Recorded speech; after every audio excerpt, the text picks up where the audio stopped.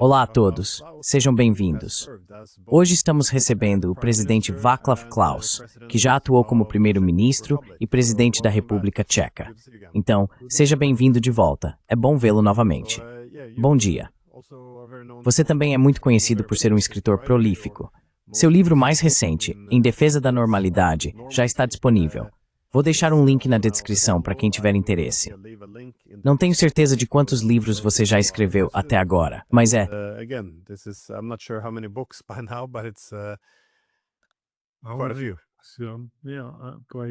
Sim, vários. Tenho escrito demais. Receio que eu deveria estar fazendo algo mais eficiente do que apenas escrever livros.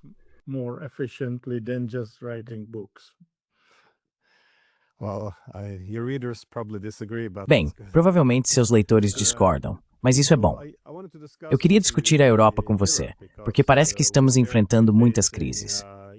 Alguns apontam por uma crise de valores com os excessos da ideologia woke, ou o que você chama de revolução woke. Temos uma política externa frequentemente determinada por como a UE gostaria que o mundo fosse, em vez de como ele realmente é. Há muitas críticas à burocracia da OEMA e à falta de responsabilidade democrática e, claro, à guerra. Então, há muitas crises se acumulando. Mas você é uma das pessoas que vem falando e escrevendo sobre essas questões há muitos anos. Por isso, eu esperava que você pudesse compartilhar algumas de suas percepções. Acho que um bom ponto de partida pode ser o que está acontecendo hoje, com o Parlamento Europeu, realizando uma votação de desconfiança contra a presidente da Comissão Europeia, Ursula von der Leyen. Gostaria de saber se você poderia compartilhar algumas de suas opiniões sobre os problemas.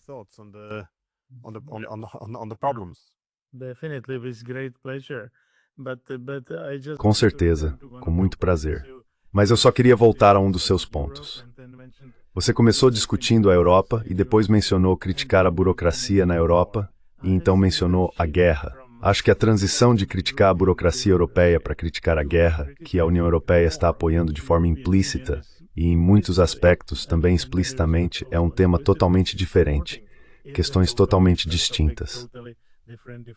Portanto, criticar a União Europeia pela burocracia irracional e pelo centralismo, que me lembra o comunismo, é realmente um nível da discussão que foi relevante nos últimos, digamos, 35 anos. Mas o que está acontecendo agora é outra história, um problema diferente, e eu sinto isso muito fortemente.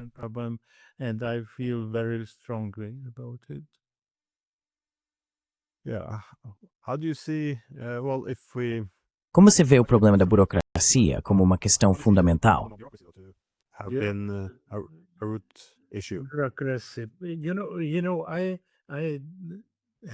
Eu hesito em falar sobre burocracia na União Europeia. Ela tem sua história.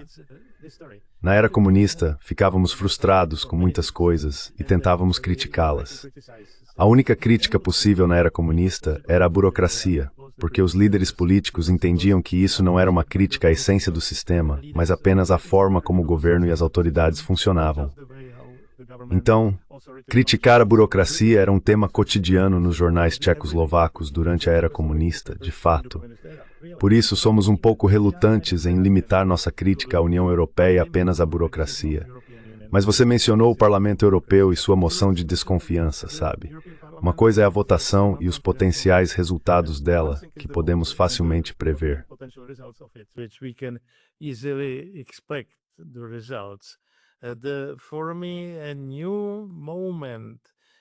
Para mim, um novo momento na história da União Europeia foi o discurso feito pela senhora Ursula von der Leyen na tarde ou noite de segunda-feira. Foi realmente algo incrível. A maneira como ela ignorou todas as críticas potenciais ao seu trabalho e ao trabalho da Comissão Europeia é novamente algo que só posso comparar com o que acontecia na era comunista. Então este é um novo estágio, um novo nível de arrogância da principal liderança da União Europeia que ela apresentou hoje. Porque, segundo ela, todos que ousam criticar qualquer coisa na União Europeia são agentes de Putin. Isso é uma piada. Mais uma vez, preciso mencionar a experiência comunista. Qualquer crítica substancial significava que éramos agentes do imperialismo americano. Nunca vou esquecer disso.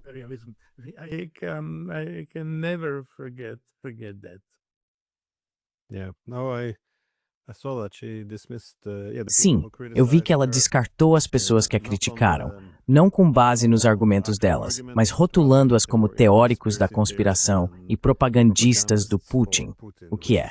E essa maneira de dizer que qualquer um que critica é quase um inimigo do Estado é um caminho muito perigoso a se seguir.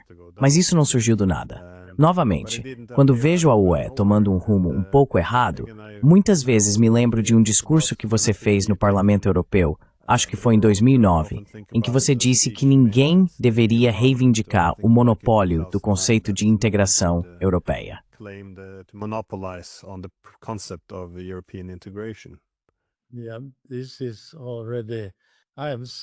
Sim, isso já é, sinto dizer, isso já é história. Foi há 16 anos, e meu discurso lá foi provavelmente, na história da União Europeia, um dos primeiros discursos substancialmente críticos à União Europeia. Nunca vou me esquecer disso. No entanto, já passou. Agora há outros políticos em muitos dos nossos países. Eles já nem sabem o que aconteceu naquela época. Então não podemos basear nosso pensamento no passado. Temos que criticar a situação atual.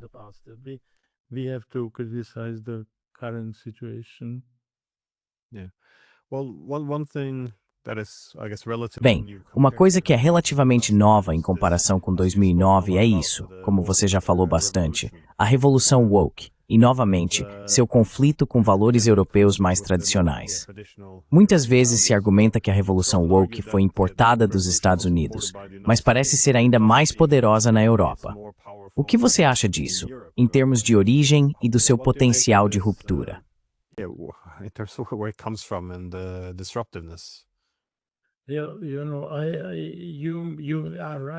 Você está certo ao dizer os woke, ou como costumo falar, progressismo.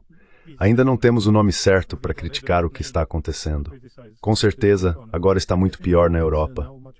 No entanto, essa ideologia não nasceu na Europa, mas sim nos Estados Unidos da América. A Europa tem importado o progressismo e o wokeismo dos Estados Unidos da América, até o momento em que Trump conseguiu vencer as eleições presidenciais. Isso é definitivamente diferente. No entanto, não começou na Europa, então não tenho nada de especial a dizer sobre isso.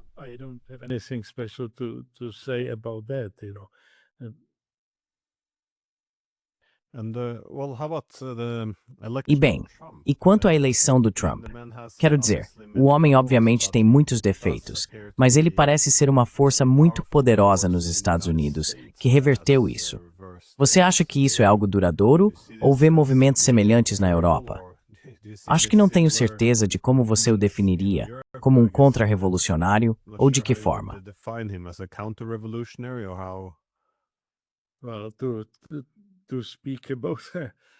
Bem, falar sobre uma revolução iminente na Europa é absolutamente impossível. Não vejo nada parecido com isso.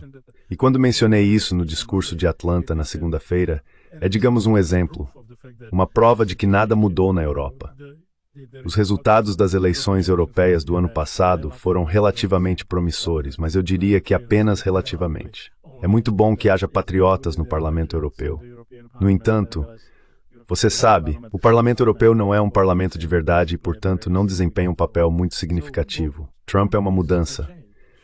Trump é uma mudança fundamental. A vitória eleitoral de Trump abalou o mundo e sacudiu o mundo. Mas foi apenas o começo, e nos deu, como costumamos dizer, uma janela de oportunidade, é claro.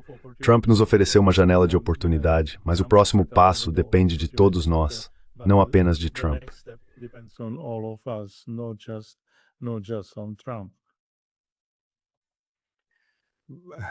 Você acha que Meloni, ou qualquer outra pessoa na Europa, tem potencial para causar perturbações semelhantes?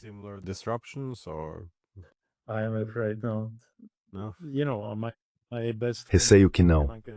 Meu melhor amigo entre os políticos há muito tempo tem sido Viktor Orbán, na Hungria. Mas, para meu grande pesar, a revolução na Europa não pode começar em um país pequeno. A revolução na Europa deve acontecer em um dos grandes protagonistas europeus. E não vejo nenhuma chance de uma revolução na França. Pelo contrário. E especialmente não vejo nenhuma chance de uma revolução se aproximando na Alemanha. o que é absolutamente trágico. Pelo contrário, a vitória de Merz nas eleições de janeiro foi realmente um resultado trágico, e temo que isso faça a Europa retroceder, sabe? Então não vejo nenhuma revolução. Sei que há muitos europeus que são contra o que está acontecendo na Europa, mas eles ainda são muito fracos, desorganizados, e quando olho para os partidos patriotas individuais, é ótimo que existam, sou muito a favor desse movimento, mas ainda é algo politicamente relativamente indefinido.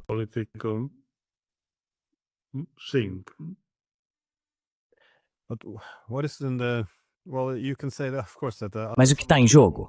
Bem, é claro que você pode dizer que parte dessa ideologia woke, como você também apontou, tem suas origens na escola de Frankfurt, na Alemanha. Mas o que tudo isso significa para o Estado-nação europeu? Porque ele foi visto como aquilo que conseguiu equilibrar o conservadorismo com valores liberais. De certa forma, tornou-se um recipiente muito sólido para ambos. Mas você vê isso também sob ameaça?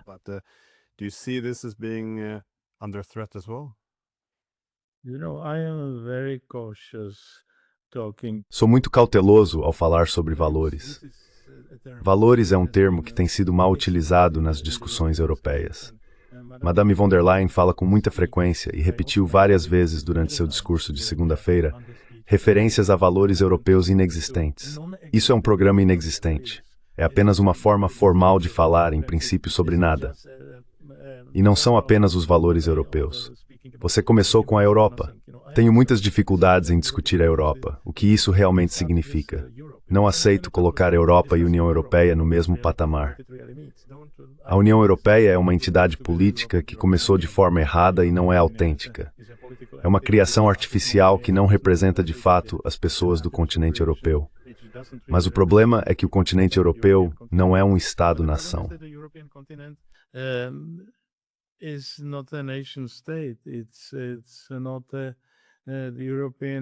O continente europeu não tem cidadãos, não tem, em alemão, não tem a substância para criar a Europa.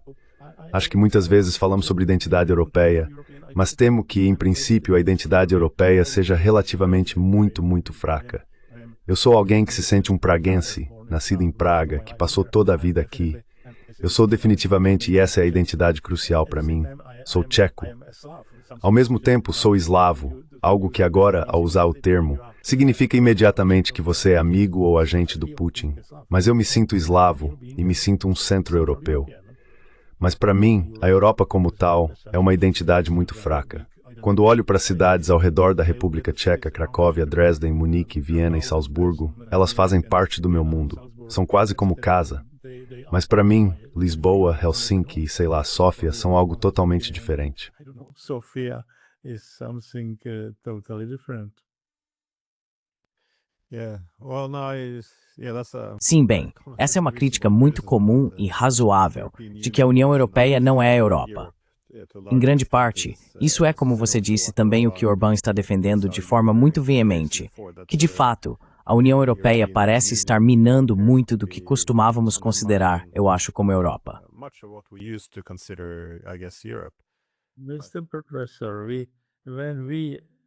Senhor professor, eu era presidente do país quando a República Tcheca entrou na União Europeia. E nunca vou esquecer os dias e semanas seguintes. Eu estava viajando pela UOR e em todos os lugares era recebido com uma afirmação totalmente equivocada. Bem-vindo à Europa. Eu não aguentava isso. Dizia que, mesmo nos dias mais sombrios do comunismo, nós já fazíamos parte da Europa. O que entramos em 1º de maio de 2004 foi na União Europeia, não na Europa. É muito difícil discutir a Europa como tal. É um continente, mas não uma entidade capaz de criar um cidadão.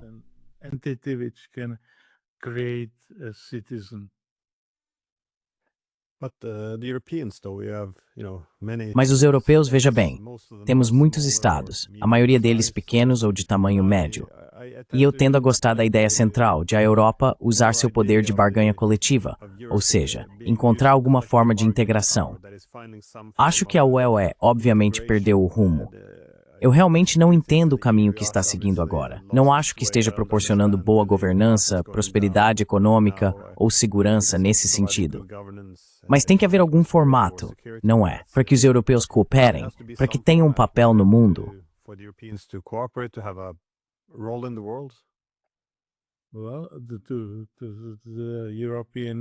Bem, a União Europeia é tudo, menos apenas uma instituição de cooperação.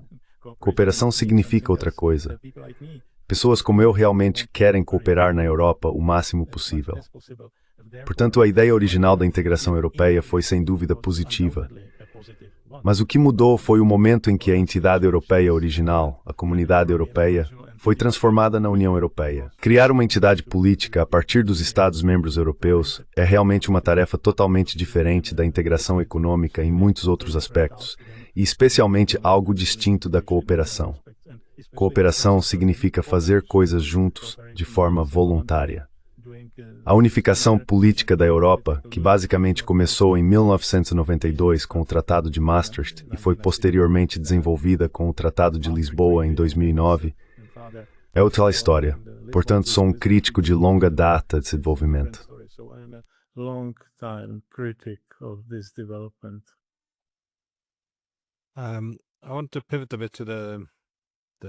Quero mudar um pouco o foco para a guerra na Ucrânia, porque muito do comportamento atual de pessoas como von der Leyen, ou os problemas econômicos que estamos enfrentando, ou os problemas de segurança, muito disso, claro, já existia antes da guerra na Ucrânia, mas foi significativamente agravado como resultado da guerra.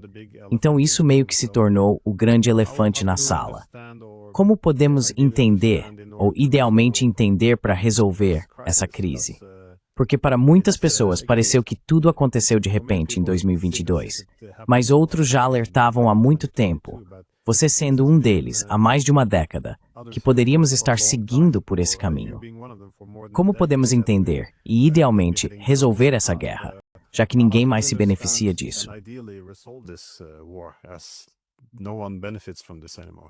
Mr. Professor, you are right, stressing. Senhor professor, o senhor está certo ao enfatizar que a guerra na Ucrânia não começou em 24 de fevereiro de 2022.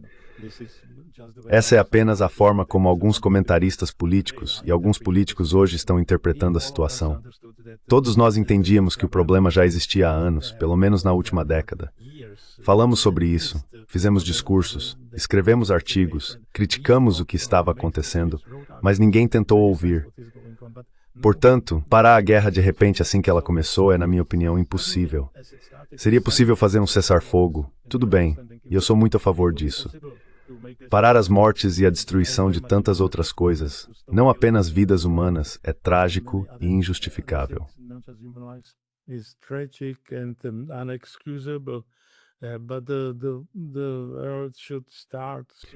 Mas o mundo deveria começar a negociar e dialogar seriamente, o que não está acontecendo. O presidente Trump prometeu acabar com a guerra em 24 horas após ser empossado. Isso não se concretizou, porque é impossível dizer, como Trump às vezes faz, agora não estou feliz porque vocês não querem fazer um acordo, então vou me retirar. Não. Todos nós sabemos que a guerra na Ucrânia não é uma guerra entre Ucrânia e Rússia. Todos estão cientes de que é uma guerra entre o Ocidente e a Rússia. E a Ucrânia é apenas um jogador nesse jogo. A Ucrânia é a vítima dessa guerra. Durante o conflito, a Ucrânia começou a agir de forma um pouco diferente, e isso é outra história.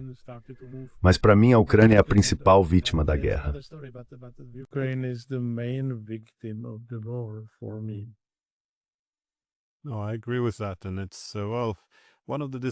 Concordo com isso.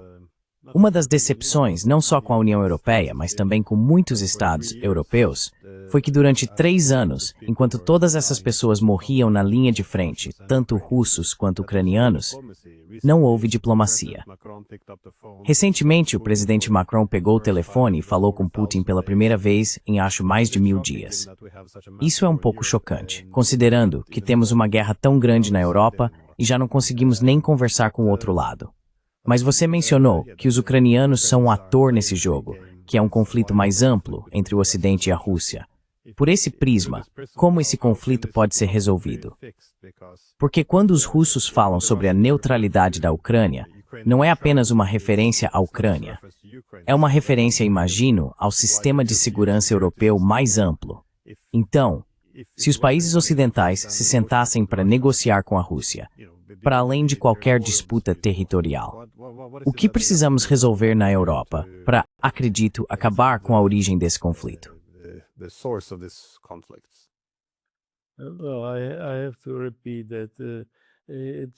Bem, tenho que repetir que não é fácil começar a resolver isso agora. Deveria ter começado muito, muito antes.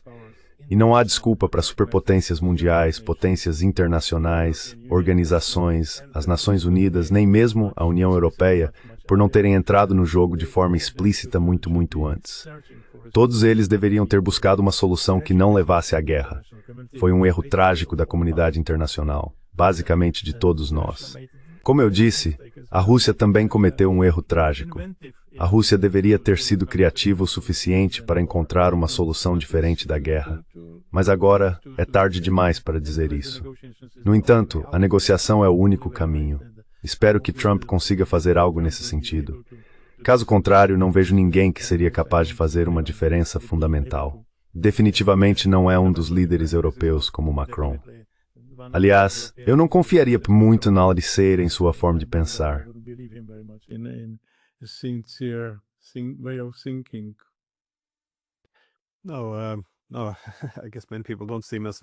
Não, acho que muitas pessoas não o veem como muito sincero, já que por muitos anos ele defendeu que precisaríamos encontrar uma forma de resolver os conflitos que temos com os russos. E agora, de repente, ele não fala mais com eles.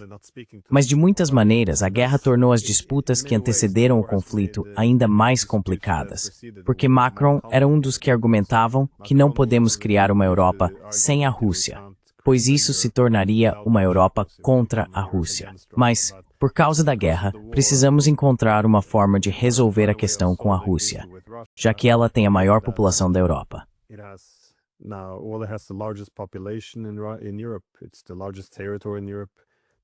É o maior território da Europa, o maior exército, e em termos de paridade de poder de compra, agora também é a maior economia da Europa. Portanto, mantê-lo fora da Europa seria uma fonte de conflito perpétuo. Por outro lado, após essa longa guerra por procuração, muitos países europeus têm, podemos dizer, preocupações legítimas. Os estados bálticos, claro, são muito vocais. Então, como resolver esse problema agora? Porque, como eu disse, muitas coisas parecem ter se tornado mais complexas nos últimos 3 anos e pouco.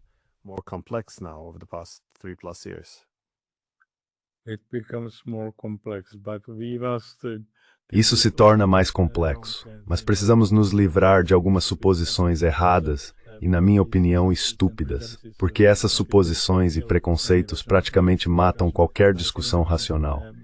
Consigo imaginar como é ser um estado báltico e ter medo do que pode acontecer. Definitivamente essa é a realidade.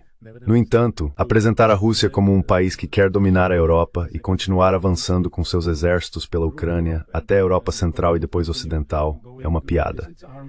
Isso não é um debate sério. E isso não pode ser a base de nenhuma negociação futura em potencial.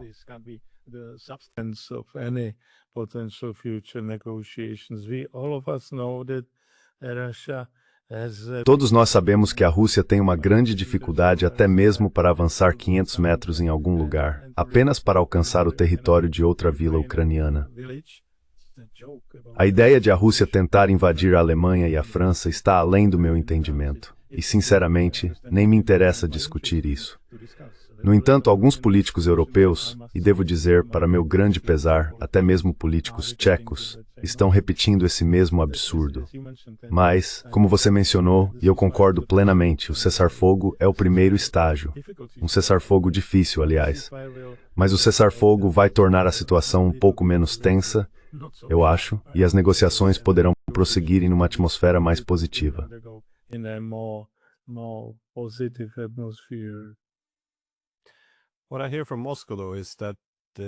O que ouço de Moscou, porém, é que o motivo pelo qual eles não querem um cessar-fogo é porque veem a guerra agora cada vez mais favorável para eles. Então a principal preocupação deles é que, se concordarem com um cessar-fogo, isso funcionaria como outro acordo de Minsk. Os europeus só ganhariam tempo para se rearmar. Então, como podemos superar esse obstáculo? Porque é uma crítica razoável, mas não tenho certeza de como superá-la. Também consigo ver o argumento de que um cessar-fogo seria bom durante as negociações, porque todos esses homens morrendo todos os dias não facilitam em nada as negociações.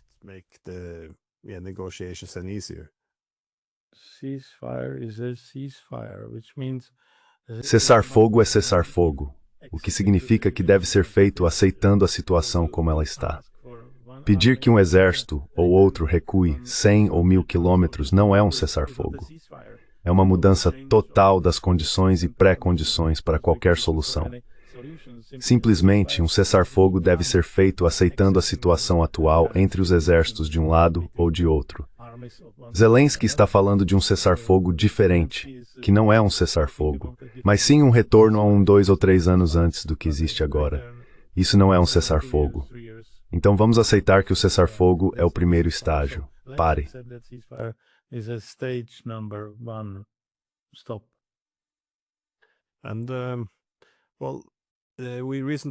E bem, recentemente também tivemos uma cúpula da OTAN. Supostamente devemos nos armar e usar 5% do PIB em armamentos. No passado, nem sequer conseguimos atingir 2%. Então esse é um objetivo muito ambicioso. E isso também parece estar acontecendo agora, em um momento em que as economias europeias enfrentam problemas significativos e precisam se reajustar a uma economia diferente. Você acha que isso é provável de ser alcançado ou é desejável alcançar? Como você vai ver essas metas da OTAN?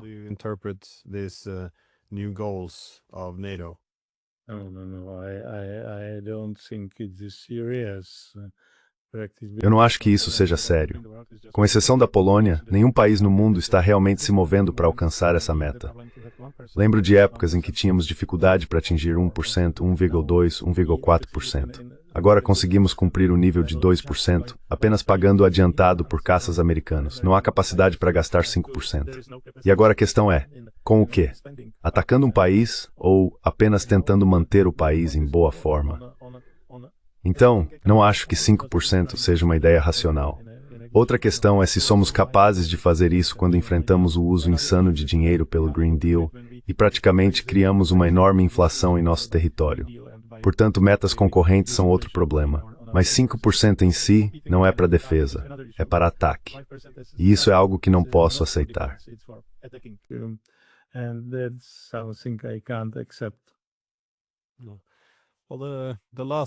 Bem, o último tema sobre o qual quero te perguntar é algo sobre o qual você também já falou, que são as mudanças mais amplas no sistema internacional, ou seja, a ordem unipolar estabelecida após a Guerra Fria, quando na prática os Estados Unidos e o Ocidente político eram os únicos atores relevantes. Parece que isso está chegando ao fim, e você também mencionou o surgimento dos BRICS. Qual você acha que será o papel da Europa nesse novo mundo? Porque parece que estamos apostando tudo nessa parceria com os Estados Unidos para não sei se você chamaria de hegemonia coletiva, mas à medida que o mundo muda para um sistema mais multipolar e os BRICS agora são maiores que o G7, como você vê? O que a Europa faz e o que a Europa deveria fazer, na sua opinião, nesse novo cenário?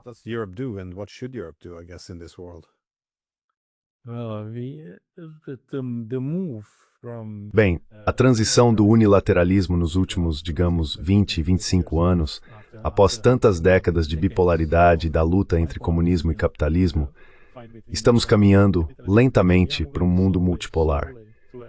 Mas esse movimento não é apenas uma decisão, é consequência das diferentes forças de várias partes do mundo. Então estamos definitivamente indo em direção a um mundo multipolar, mas ainda não chegamos lá. E o hegemon existente está fazendo o máximo para manter sua posição única, o que demonstra, não só desta vez, não apenas na guerra da Ucrânia, mas também em Gaza e na questão do Oriente Médio. O que, aliás, me frustra muito. Portanto, a transição para o multilateralismo é um processo lento e evolutivo. Não pode ser resolvido apenas com uma conferência de alguns países selecionados. Com certeza, as ambições dos países do BRICS de fazer algo são válidas. Eu sou muito a favor de, mas eu não esperaria as grandes mudanças de Thilling.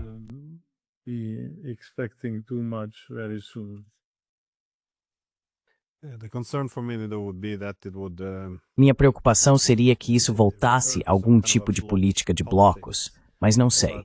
Na minha opinião, o ideal seria talvez se pudéssemos encontrar algum arranjo em que os Estados Unidos e a Europa pudessem trabalhar com os BRICS, em vez de haver esse muro rígido entre quem está dentro ou fora.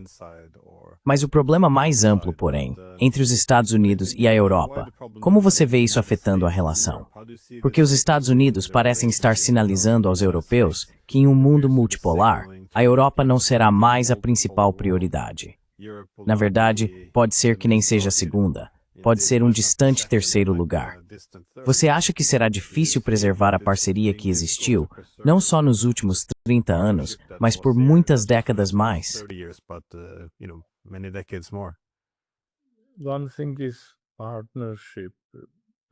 Uma coisa é a parceria, realmente feita de forma organizacional. Outra coisa é a verdadeira proximidade, não apenas entre a Europa e a América. Nós, pelo menos eu, implicitamente, a priori, aceitamos que somos o Ocidente, que tanto a Europa quanto os Estados Unidos da América fazem parte da civilização ocidental. Isso existe independentemente de haver ou não conflitos entre Ursula von der Leyen e Trump. Essa é a realidade. Então eu espero. Falar sobre parceria já é uma questão técnica para mim.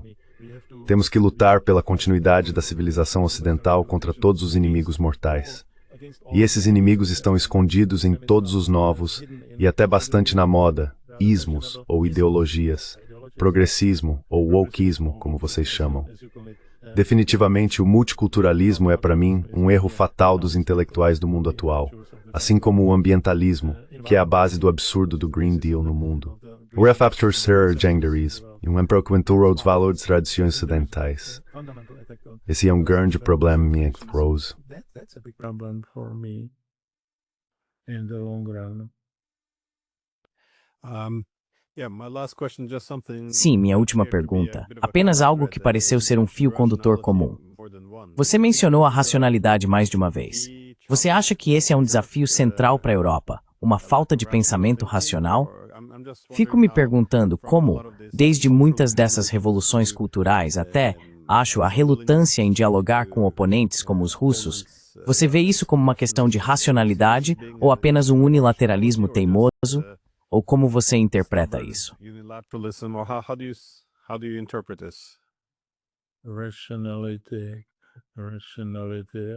Racionalidade.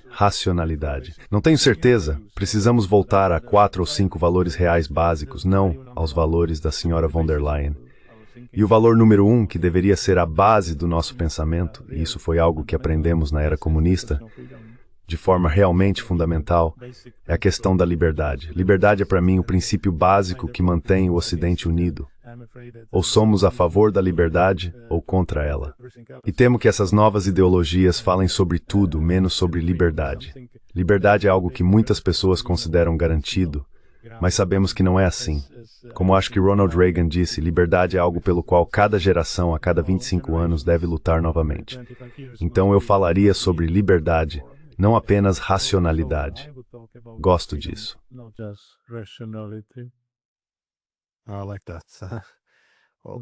Bem, presidente Klaus, muito obrigado pelo seu tempo. Sei que o senhor é um homem ocupado, provavelmente escrevendo seu próximo livro, então agradeço.